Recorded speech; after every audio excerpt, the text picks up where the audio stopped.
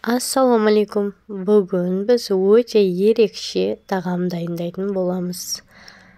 Дәмі енді керемет. Ең бастысы пияз аламыз және де майда етіп турап аламыз.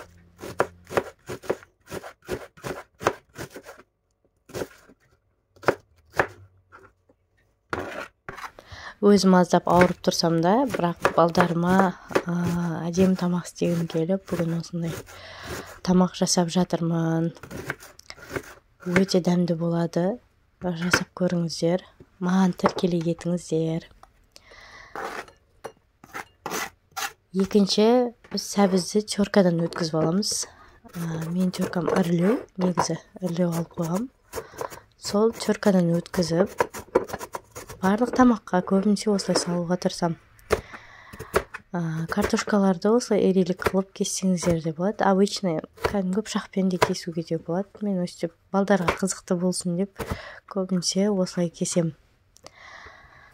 Сәбіздің барлығын мен барлық тамаққа сондай қылып теркадан өткізем, өйткені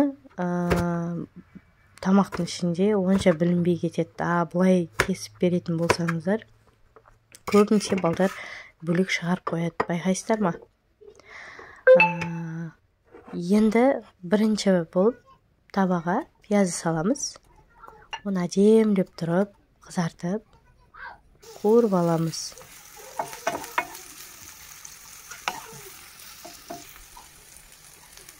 Ендіше сәбіз салып, оны да жақсылап қуырамыз. Бетін жауып қойдым, буланып аздап қызарсын деп. Енді томат саламыз. Жақсылап тұрып оны араластырамыз. Аздап тамағымызды қызарту керек. Артынша картопты саламыз.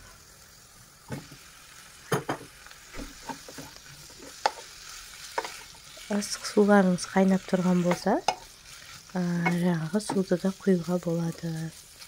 Сөйтіп бетін жауып қоямыз енді. Қатты толтырмайсыздар, өйткені қазір біз макарон саламыз.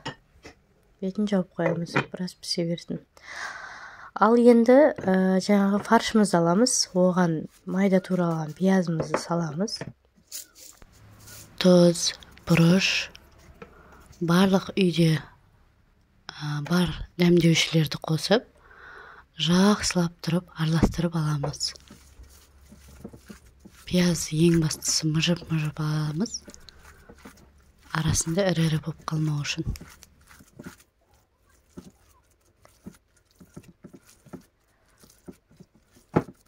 Ал енді жаңағы табамызға макаронымызды саламыз. Бірінде әдемі болып қайнап жатыр. Тұзы аздау екен, тағы да тұз қостым. Енді мына осылай макарондарды салып шығамыз. Құстың үйіне ұқсайды негізі, иә?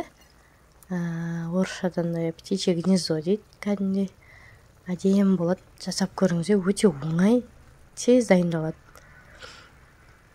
Барлығын осылай басып шығасыздар, және де үстіне осылай фаршты салып шығасыздар. Арнайы домалақтаған жоқпын, осылай үстінен салып кете бердім. Барлығына бірдей етіп фаршты салып шығасыздар осылай. Астын жай қойып тұрасыздар, қатты қайнап кетпесін.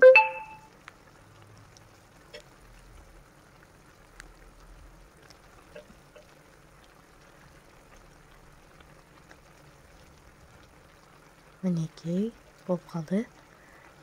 Енді су аз болып қалыпты, соның жанынан су құйып қоямыз. Әдемі болып жұмсақ пісу үшін. Бетін жабып қоямыз. Ал мінекей 15 минутқа беті осылай жабық тұрды. Тез дайын болады. Енді менде аздап ірімшік бар еді. Ірімшікті осылай бетіне себеміз. Әдемі болып піссін деп. Өте жақсы көрем ірімшікті. Тамаққа, любой салатқа қосып жегенде өте пайдалы. Тағы да 5 минутқа жауып қоямыз. Енді міне дайын болды. Оттан түсіріп, осылай алып, мінекей дайын. Иісі деген енді керемет.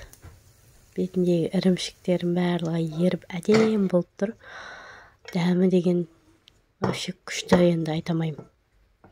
Міндетті түрде жасап көріңіздер. Жұмсақ, бетіндегі фаршы да әп-әдемі жұмсақ болып піскен. Мұны жан-жағына картошка сәбіздеріңізден салып, балдарыңызға ұсынсаңыздар болады. Отбасыңызбен осылай қылып, де оңай қылып жасап жеуге болады. Менің каналыма тіркеліп кетіңіздер. Өте дәмді, жақсы рецептерді, тыйымды рецептерді салып отыратын боламын. Лайк басып, комментарий жазып кетсеңіздер, қатты қуанамын. Сіздермен болған Мырзақожа Айдын.